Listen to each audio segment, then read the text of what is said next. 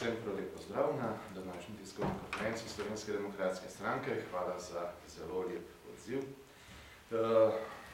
Danes je predmet priporočilo, ki precej spreminja dosedanjo politiko Slovenije pod pogojem, da bo sprejeto. Seveda pa je odraz politike Slovenske demokratske stranke, ki na prvo mesto postavlja Slovenijo, najprej Slovenija torej, in na prvo mesto postavlja varnost vseh slovenskih državljank in državljanov.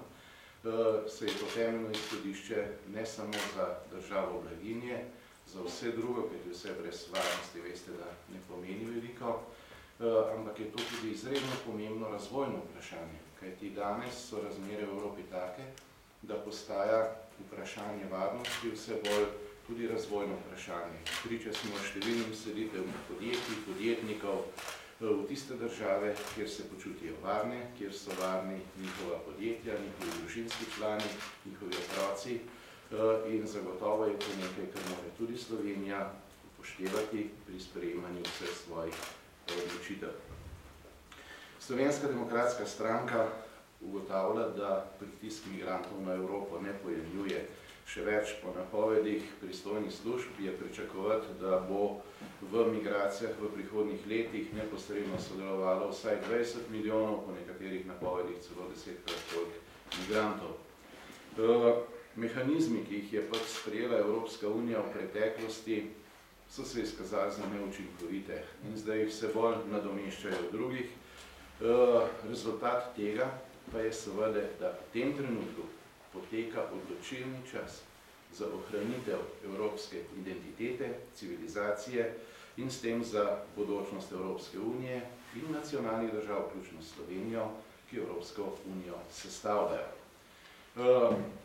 Vdor ilegalnih migrantov, ki smo bili priče v zadnjih 3 letih na območju Evropske unije, skupaj seveda s terorizmom in vsemi drugimi oblikami nasilja, predvsem spolnega nasilja, ki je temu sledilo, je pač ljudem začel odpirati oči in bistveno so se spremenile politike posameznih držav, pa tudi vse bolj volilne odločitve v posameznih državah, kar seveda vpliva na spremenjeno mednarodno okolje in sistem begunskih oziroma migrantskih kvot, ki ga je uvedla Evropska unija, se je izkazal za neučinkovit.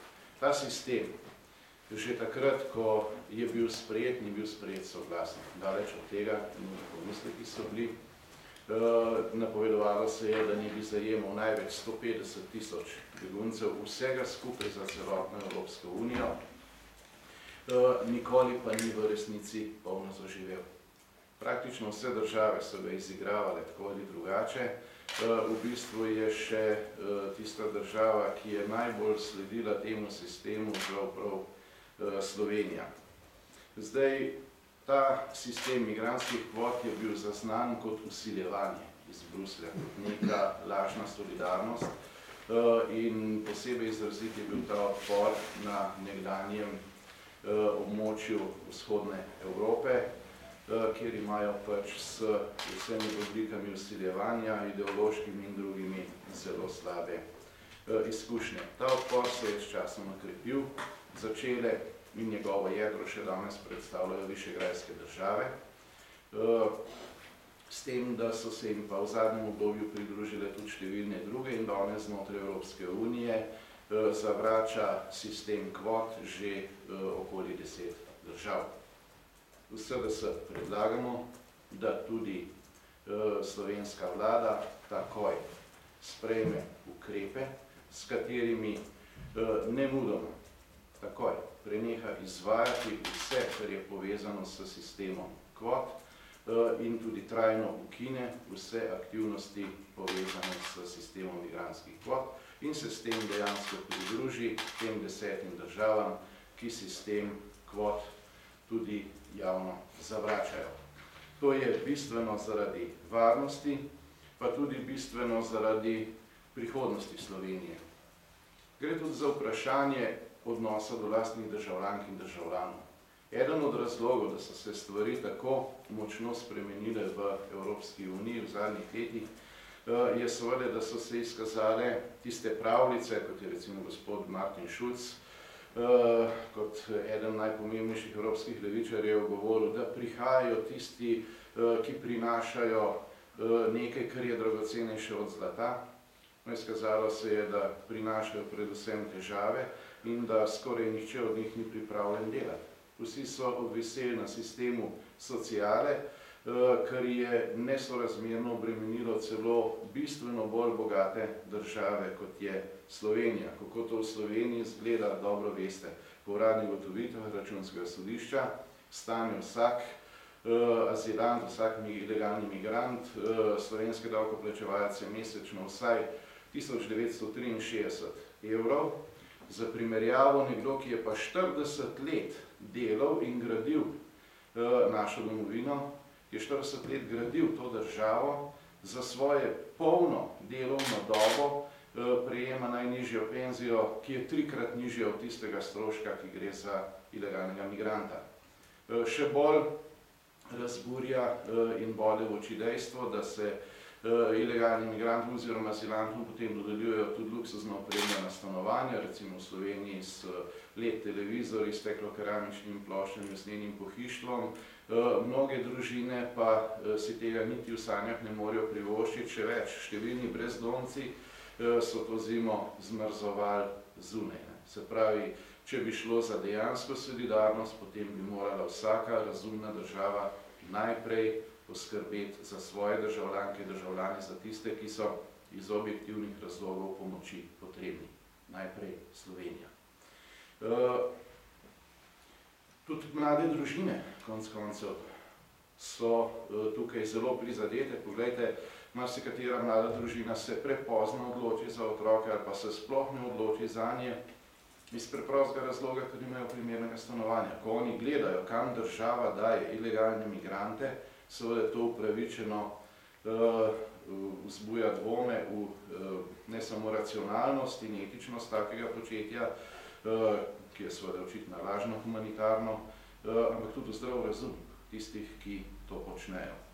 Iz vseh teh razlogov je skrajni čas, da Slovenija ne samo neha to izvajati, ker je njej v škodo, ker to strahovito veliko stane, ker tega tudi nihče drug v praksi več ne izvaja, ker te v praksi izigravajo vsi tudi tisti, ki so govorili nekoč, da polno izvršujejo te migrantske kvote. Se veste, da nekatere tiste manjše, najbogatejše države so enostavno šle in z letali pripeljale tiste, ki so lahko vplačali predtem na njihove banke kakšen milijon ali pa par milijonov evrov in sedaj sebe kot človekoljube kažejo drugim, pa pravijo, vi pa vzemite une, ki so seveda ali zelo revni in brez šol in sodijo v nek popolnoma drugačen kulturni prostor. Treba je pa še nekaj vedeti, ne? Da ta migrantski tok so številne države na Bližnjem vzhodu, to je javna skrivnost od Alžirije, Maroka, Egipta, Irana, še nekatere druge, izkoristile za to, da so tudi iz zaporov izpustile klasične kriminalce in so jim dali možnost, da so pač z migrantskim tokom odšli proti Evropi. In to je tudi razlog za, vsaj eden od razlogov za številna pač kriminalna dejanja, ki jih zagrešijo migranti. To je pa razlog, zaradi katerega poleg samega odstopa od sistema migrantskih kvot, njegove ukinitve in trajne ukinitve vsega, kar je z njimi povezano, se pravi, da se dejansko ugotovi, da je ta sistem mrtev in da Slovenija od njega zavedno odstopi, predlagamo še nekatere dodatne ukrepe. Prvi med njimi je, da naj vlada, dajemo priporočilo vladi, da naj vlada nemudoma predlaga še enkrat tisti amandma, ki ga je enkrat že predlagala, in sicer preko notranje ministrice, da ima pravico vložiti vlogo za azil samo tista oseba, ki ne vstopi preko varne države. Oziroma, da je, če oseba vstopi preko varne države v Slovenijo, prošnja za azil avtomatično brezpredmetna. To je popolnoma skladno z mednarodnimi predpisi, kajti ti si begunec po mednarodnih predpisih in ti je država dolžna pomagati, dolžna je zaščititi tvoje življenje v prvi varni državi. Od tam naprej pa to prostovoljna odločitev katerekoli države. In seveda, glede na okoliščine, o katerih sem govoril, ko ima Slovenija 300 000 ljudi, ki živijo pod pragom revščine, ko ima 30 000 slovenskih otrok, ki ne morejo iti na morje zaradi revščine v družini, ko ima številne brezdomce, ko je eno od teh brezdomcev lani umrl od podhladitve. Taka država mora seveda najprej poskrbeti zase in se ne iti lažno humanitarnost, zato da se potem kakšen v politiki lepo slika. Treba je tudi pravočasno sprejeti te ukrepe. Namreč spomnil bi na zgodbo izpred 2 let, ko se je država Slovenija, kljub mojim opozorilom takrat, da je treba postaviti ograjo, dati signal s tem ilegalnim migrantom, da tu niso zaželeni, da bomo branili svoje meje in da skupaj z Orbanom razglasimo zaporo zanje. Vlada se je temu posmehovala. Najprej so rekli, da delamo paniko, ko so migranti prišli, so rekli, ja se smo zmenili vse sosedi, no, koliko časa je tisti dogovor veljal, niti 24 ur. Se pravi, opreti se je treba na lastne sile in se ne zanašati na nikoga drugega, treba je pa storiti pravočasno. Ker ti ukrepi so preventivni, so signal predvsem. Če pa se jih odlaša, je pa seveda potrebno poseči po mnogo hujših ukrepih in jaz upam, da nikomur v Sloveniji to ni v dejanskem interesu. Poglejte, ob tem, ko se je povečal pritok spet po južni poti, ki je problematična tudi zato, ker se odpira preko vahabitskih ozemelj v Bosni zdaj, to je nova pot, kot jo imenujejo, tja do Bele krajine praviloma. Tam se je dotok povečal kljub izjemno hladni zimi za 373%, če smo precizni, glede na primerljivo obdobje lani. Se pravi, za več kot 3-krat, skoraj 4-krat. To seveda mora dati vse misliti. O tem se pa dotok v središča, v Bosno, pa tudi še južneje, še bistveno bolj krepi v zadnjih tednih. To vsi opozarjajo.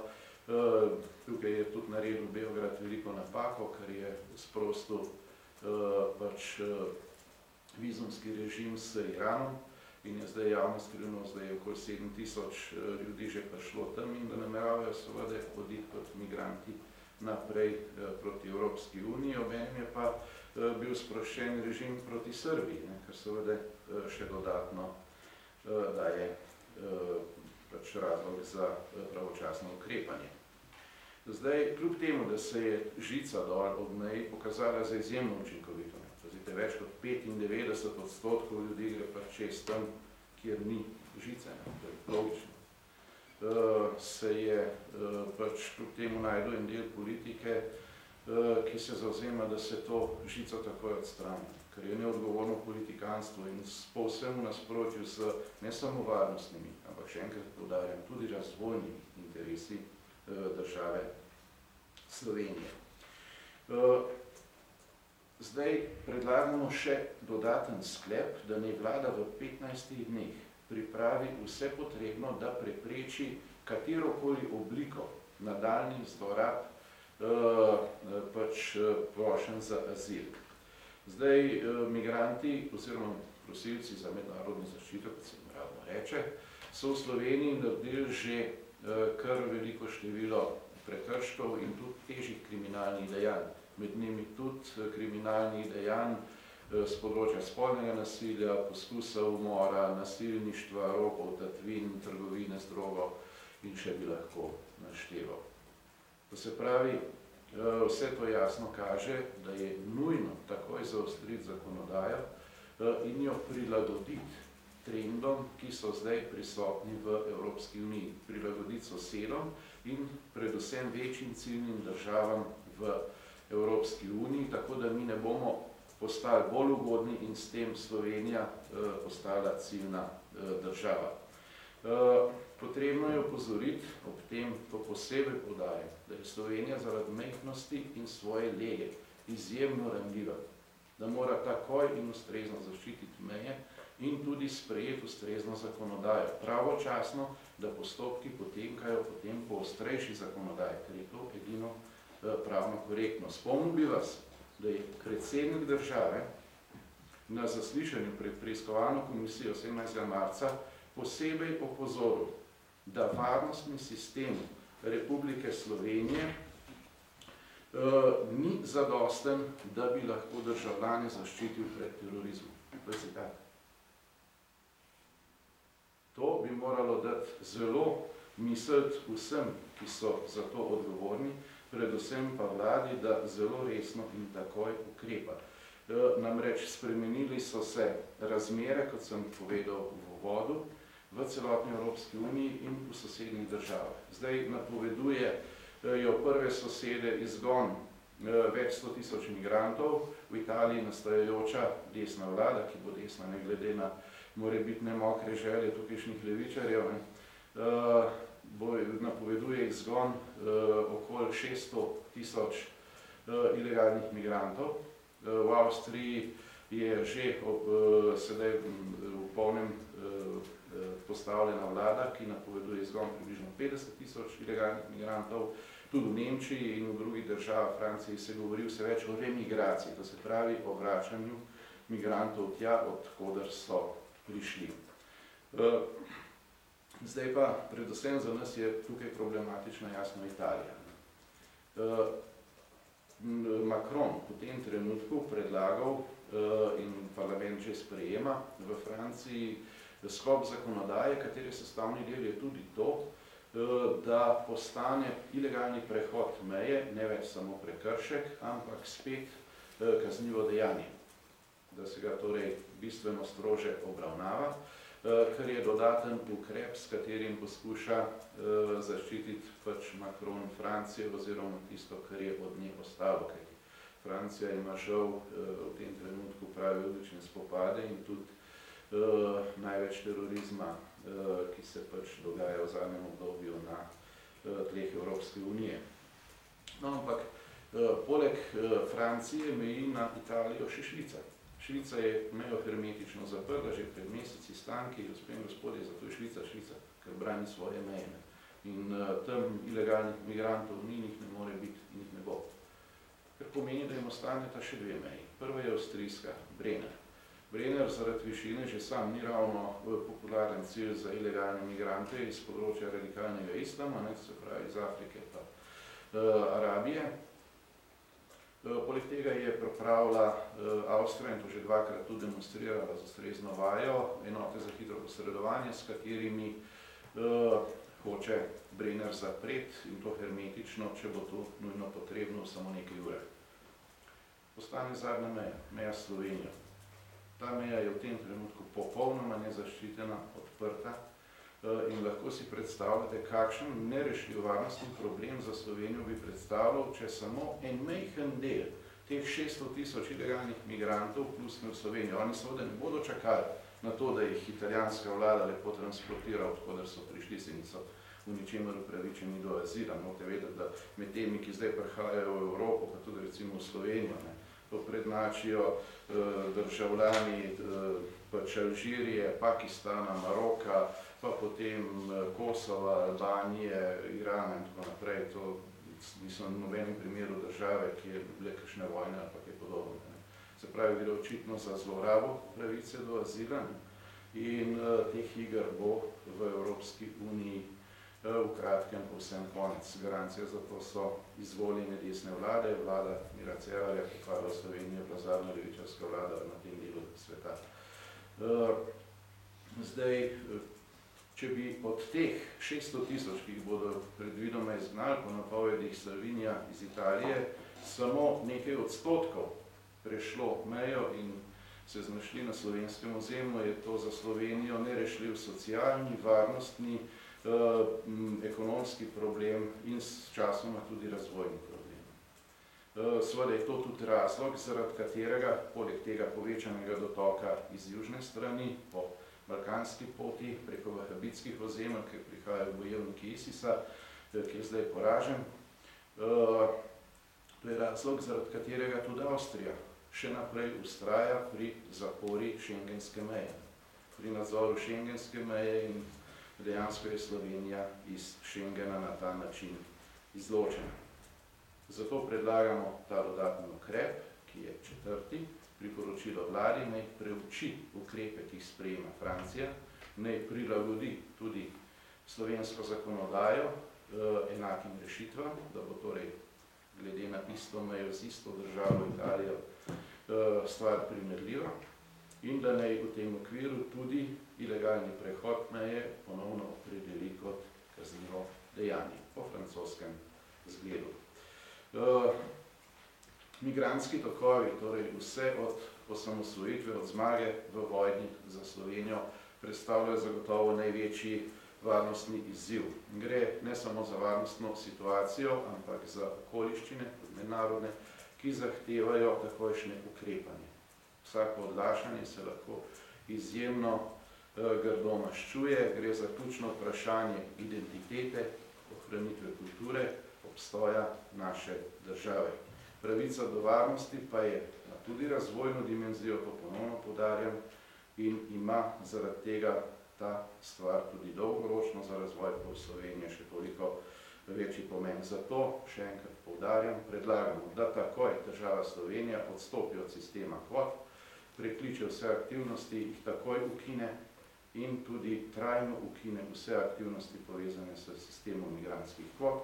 Poleg tega sprejme zakonodajo, predlaga Državnemu zboru spremembe, to je namreč edina garancija, da bodo glede na razmerje moči v Državnem zboru te spremembe tudi sprejete. Takoj, zdajle, ko je še čas, preden se vse to zgodi, preden otoplitev prinese vse te valove, preden nove vlade povzročijo odhode ilegalnih migrantov preko meja držav, kjer so zdaj resne vlade prevzele oblast, da pripravijo spremembe, da tisti, ki vstopi v Slovenijo iz ozemlja varne države, nima pravice do prošnje za azil v državi Sloveniji. In pa seveda, da se v 15 dneh pripravi spremembe zakonodaje, ki bodo omogočile, da se Slovenija v največji možni meri izogne očitnim zlorabam prošenj za azil. Veste, da je prihajalo tudi pred kratkim v Sloveniji nekaj tednov nazaj, da so ujeli migrante praktično in flagranti pri vlomu dol v Ilirski Bistrici. Vsi so se potem sklicevali na pravico do azila. Pa še nekaj podobnih primerov je bilo pred kratkim in se to je seveda nauk zdaj naprej. In na koncu je za zaščito meje potrebno prilagoditi zakonodajo tistemu, kar sprejema Francija, ker gre za skupno mejo z Italijo. To pa je, da postane ilegalni prehod meje znova kaznivo dejanje. S tem bi jaz tale uvodni del zaključil. Če je kakršno vprašanje o tej temi, nam z veseljem odgovorim. Prosim. Če pa vprašanj ni, pa vsem najlepša hvala, pa srečno in nasvidenje na seji Državnega zbora. Še to tudi